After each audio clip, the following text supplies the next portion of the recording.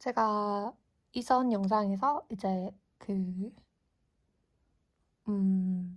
머리 좋은 사람이 노력을 하는 것이 좋다라고 말을 했는데, 이제 그런 사람들은 이제 엄청 많이 생겨날 거거든요. 그러니까 모두가 성공에 관심이 많잖아요. 그래서 성공을 싫어하는 사람이 지금 없잖아요. 그러면 반드시 머리가 좋아질 거고, 또 노력도 엄청나게 할 거예요. 이미 그런 사람들이 너무 많다. 그러면 그런 사람들이 많다는 건 뭐예요? 더 머리 좋고 노력하는 사람보다 더 뛰어난 사람이 나와야, 사람이 되어야, 경쟁에서 이긴다? 어, 제가 지금 여기서 말하는 거는 그런 거예요. 진화도 우리가 경쟁의 산물이잖아요. 좀 더 생존에 유리한 것들을 성취한 애들이 살아남았잖아요. 근데 그게 막 약육강식이라고 하는 건 너무 협소한 얘기예요. 그래서 제가 말씀드리고 싶은 건, 저는 음, 머리 좋고 노력하는 사람보다 더 뛰어난 사람은 윤리적인 사람이라고 말씀드리고 싶어요. 그 윤리성이 이제 굉장한 화두가 될 거라고 생각하거든요. 그러니까 우리가 윤리성에 대해서 엄청 고민을 하겠죠. 그러면 이게 지금 아직 보편적인 개념이 아니기 때문에 이제 사회가 확 분란이 엄청 많겠죠. 근데 항상 답은 심플한데 말이에요. 음, 윤리적인 사람이라고 말을 하고 싶고, 그런데 그러면 똑똑하거나 노력하지 않아도 윤리적일 수 있는가라는 문제가 나오는데, 네, 그럴 순 있어요. 그러나 그건 힘이 없는 윤리성인 거예요. 이 윤리성을 우리가 어떤 물질로 창조를 해내야 의미가 있기 때문에 그렇게 하는 윤리적인, 그렇게 창조를 할 수 있는, 그러니까 윤리성을 만들어낼 수 있는 진정한 윤리적인 사람에게는 성결 과제가 머리가 좋고 노력하는 사람이어야 되는 게 맞아요. 하지만 이게 여러분, 관계가 이렇습니다. 머리가 좋고 노력한다고 해서 모두가 윤리적인 건 아니에요. 그 윤리성을 형성하고 창조하고 물질성으로 구현해낼 수 있는 사람,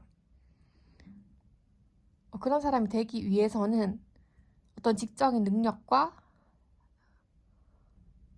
이렇게 활동하는 노력이 성결 과제가 돼야 된다는 거죠. 그런 의미에서고, 그래서 저는 이제 라캉의 이론으로부터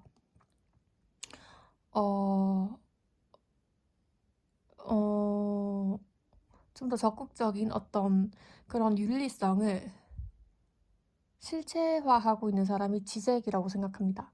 그래서 그 사람의 제가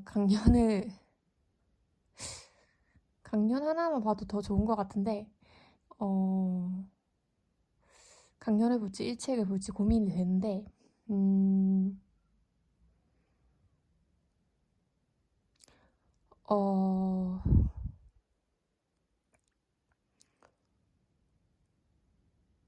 앞으로 지잭이 지적한 이런 모든 문제들과, 그리고 지잭이 그 문제들에 대한 해결책으로 제시한 것이 저는 미래에 좀 강력한 힘을 발휘할 거라 생각해요. 이 사람 지금 살아 있습니다. 그래서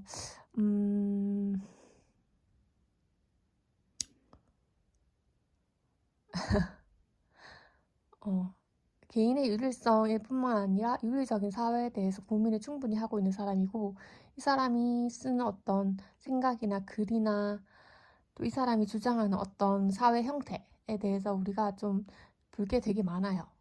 저는 되게 의미 있게 보고 있습니다. 그래서 차라리 저는 어, 그렇습니다. 그래서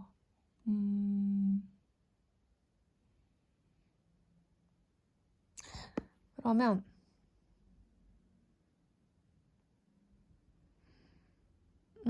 책을 볼게요. 책을 좀 볼게요. 역시 책은 뭐다?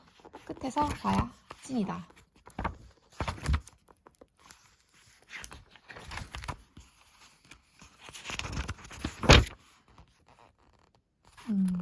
이거를 한번 요 결론을 쭉 읽어볼게요. 결론은 사랑의 낌새고요. 이제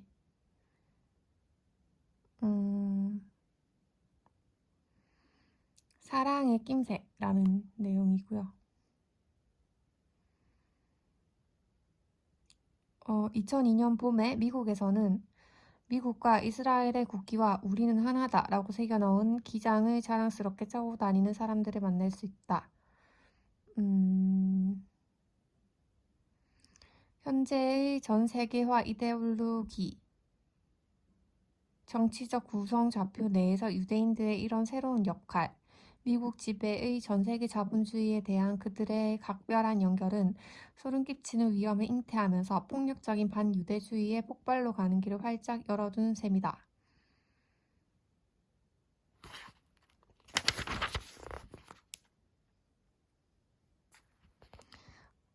오늘날 진정으로 유대인들을 걱정해주는 모든 사람들의 주된 과제는 미국과 이스라엘 국가 사이에 이런 자연스러운 연결을 절단해주는 쪽으로 부지런히 작업하는 것이다.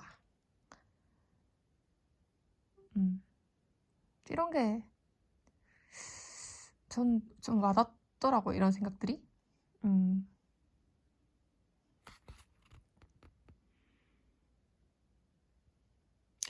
9.12 사건들에 관하여 실행되는 최악의 일은 그것들을 절대 악의 지점으로 끌어올리는, 다시 말해 설명될 수도 변증법화할 수도 없는 진공상태로 끌어올리는 일이다. 그러니까 절대악으로 딱 규정을 해버리는, 이게 엄청 위험하다는 얘기예요.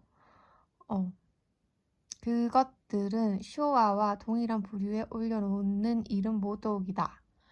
쇼아는 광범위한 네트워크 비밀정보보안과 그들의 앞잡이들이 질서정연한 방식으로 저질러 놓는 일인데, 그들은 WTC 빌딩을 공격했던 사람들과 대조되어 그들 자신의 죽음에 대한 자살로서의 용인이 결여되어 있다.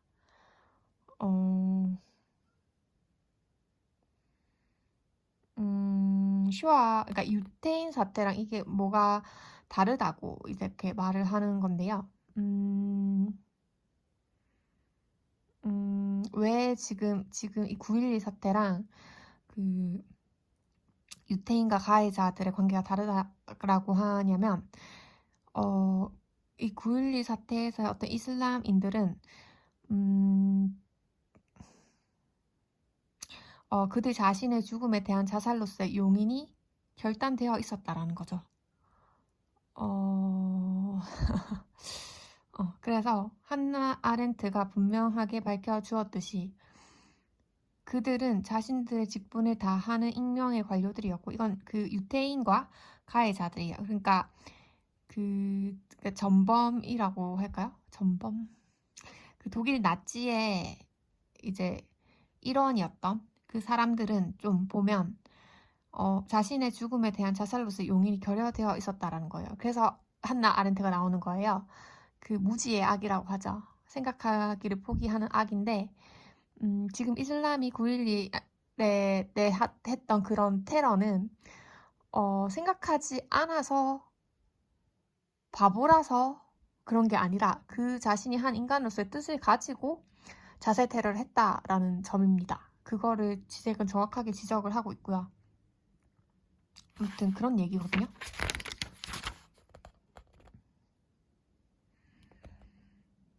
그래서 이제 그런 게 다르다는 얘기고요. 그래서 제가 말하고 싶은 게, 이게 여러분, 그러니까 이게 하나의 방법이 아니라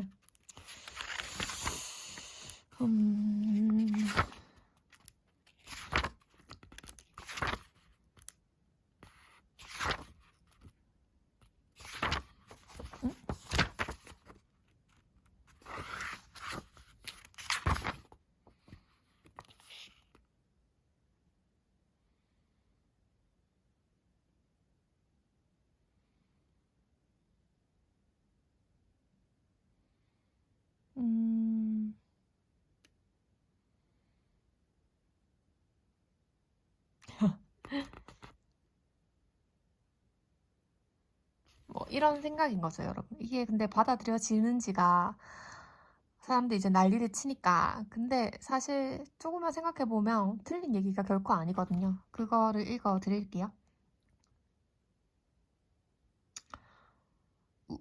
우리는 오늘날의 허영적, 소비자 중심적인 서양 사회에 대한 수많은 보수적 비판 가운데에서 동일한 모티프를 찾아내지 않을까? 근본적인 위협은 외부로부터, 즉 근본주의적 대타자로부터 오는 것이 아니라 내부로부터, 즉 우리 자신의 권태와 도덕적 허약함으로부터, 분명한 가치와 확고한 수행의 상실로부터, 봉사와 희생정신의 상실로부터 오는 것이고, 제리 파롤과 팻 로버트스는 그들의 첫 번째 반응에서 미국은 9.11에 마땅히 받을 만한 것을 받았다고 주장했던 것은 조금도 이상한 일이 아니다. 이런 자국민이 테러를 당했는데 이런 식으로 만약에 말을 하는 이게 굉장히 냉철하고 맞는 분석인데 이거를 받아들이는 사람들은 이상하게 매도를 하죠. 제리 파럴은 사이코패스인가? 어떻게 자국민이 죽었는데 저런 말을 하지? 그런 게 일반적인 대중의 반응이니까요. 참, 이 문제를 어떻게 해결할 수 있을까요? 하지만 해결해야죠. 그리고 해결될 거예요. 왜냐하면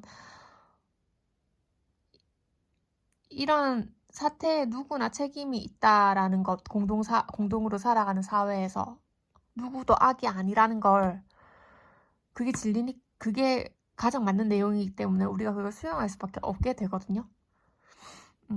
그래서, 아무튼. 그러니까 정확히 동일한 논리가 테러와의 전쟁에서 지지된다면 어떻게 될까? 이 전쟁의 진정한 목표가 우리들 자신이라면, 그러니까 우리가 깨닫기 위한 어떤 실현이라면, 그 행위의 위협에 대항하는 우리 자신의 이데올로기적 동원이라면 어떻게 될까? 이게 우리가 그런 생각을 바꿔야 된다는 그 얘기죠. 만일 테러리스트의 공격이 제 아무리 현실적이고 무섭더라도 결국엔 이런 행위에 대한, 즉 우리의 자유민주주의적 합의의 분쇄에 대한 은유적 대체가 된다면 어떻게 될 것인가?